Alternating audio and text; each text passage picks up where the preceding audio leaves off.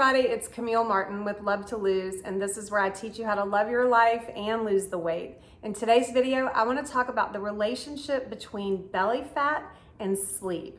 We're all so quick to blame the fat around our midsection on too many carbs or too much alcohol or menopause.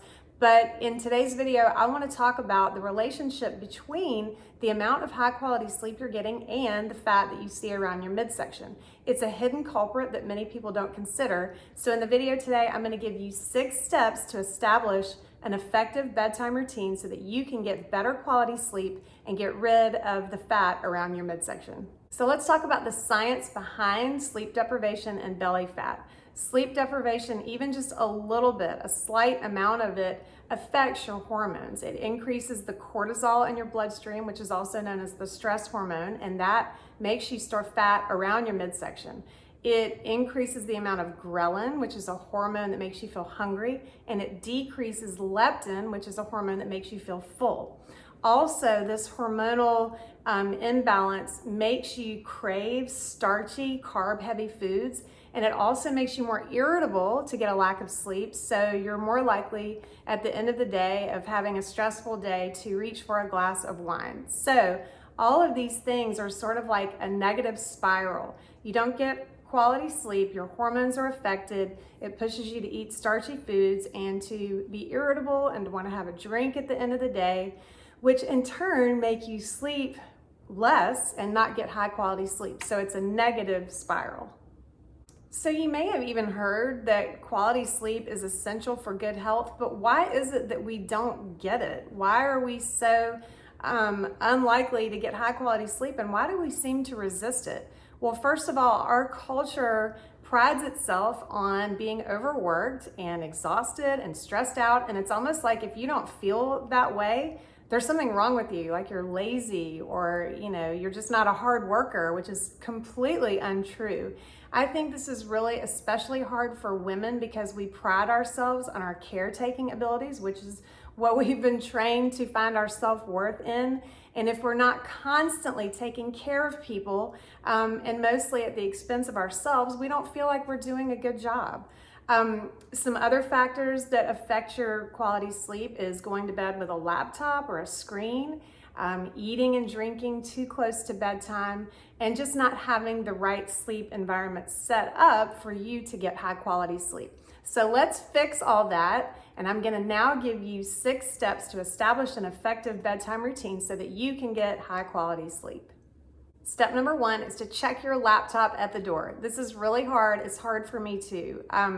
But when you bring your screen to bed with you, even if it's just a phone, the brightness of those lights stimulates your brain rather than relaxes it. So even though you might feel exhausted and tired, it's going to take your brain a lot more time to decompress and actually get to sleep if you've got a bright screen in your face. So read a book instead. Step number 2 is to create a relaxing vibe. Light a scented candle, listen to some meditation music, or even do a few minutes of simple meditation, nothing crazy or fancy. Bring a journal with you to bed and make some notes on what went well today and what you want to see show up in your life. But don't bring your day planner and then stare at it and look at all the things you didn't get done today and all of the stuff that you have to do tomorrow, because that is just stressful. Step number 3 is to turn the air down. You want to sleep in a chilly room, not a room that's too warm, and studies show that between 65 and 67 degrees is ideal. So turn your thermostat down and bundle up under your comforter. Definitely don't sleep in a room that's too warm. Step number 4 is to not eat or drink anything 3 hours before bedtime. If this is hard for you, then try to eat something light, like a small piece of cheese or an apple or a piece of fruit, something that's not going to take a lot of work for your body to digest.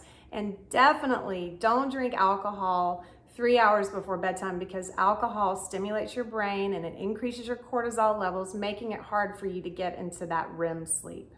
Step number 5, this is my favorite, get some new bedding already. If you are on a mattress that's from 1995 and you're sinking down right into the middle of it, you need to get a new mattress. And studies show that You should replace your mattress anywhere between 5 to 10 years. That's a big range, but go ahead and invest in a new mattress. You spend half your life asleep, you might as well make the most of it. Get some pretty linens, get a down comforter. I have a feather bed, it is amazing. You need to invest in some quality bedding if you want to get quality sleep, and plus it just feels good.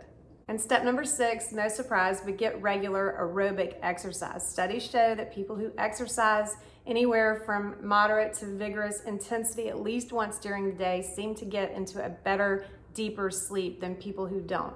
So at the very least, take a brisk walk, even in the late afternoon, just not too close to bed. But exercising on a regular basis, aerobic exercise will help you sleep better.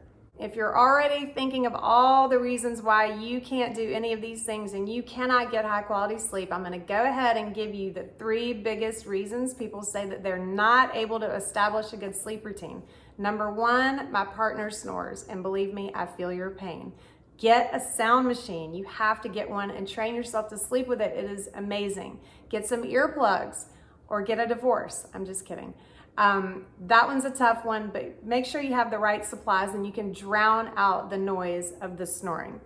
Barrier number 2 is you might have small children who are up in the middle of the night or who, require your attention. Enlist your partner to help you and let you go to sleep earlier than you usually do. Or take a nap when your kids are napping. That's what I used to do, and that really did help. Barrier number 3 is your job prevents you from being able to sleep a lot because you're working and you're constantly going and your laptop is calling your name because you have work to do. Create focus blocks during the day where you can get high quality, super focused work done, because you can get better quality work and be more productive in less time if you just stay uninterrupted. To wrap this up, I just want to say that ignoring your sleep is a recipe for health disaster. In fact, studies show that a sleep debt, meaning the amount of quality sleep that you missed out on a given night, accumulates. So in other words, if you have a whole week and you miss out on an hour of high quality sleep each night, that's accumulated by the end of the week to add up to 7 whole hours, meaning you would have to add another whole day of the week to your week just to make up for it. So try these steps, try to establish a healthy and effective bedtime routine so that you can get high quality sleep too. And remember, the size of your midsection depends on the amount of high quality sleep you get, and the amount of high quality sleep you get also has an effect on the quality of your life. I hope you liked this video. I hope it helped you. And if it did, make sure to share it with a friend who could also be helped by some of the great advice I just gave you, especially if she's a fellow mom or a caretaker. God knows we all need to get a little bit better sleep and to do some self-care. If you're not already signed up for my weekly newsletter, make sure to head over to my website at CamilleMartinRD.com and get signed up so that you can get weekly tips, inspiration, and motivation on your weight loss journey. Thanks so much for watching, and I will see you here next time on Love to Lose.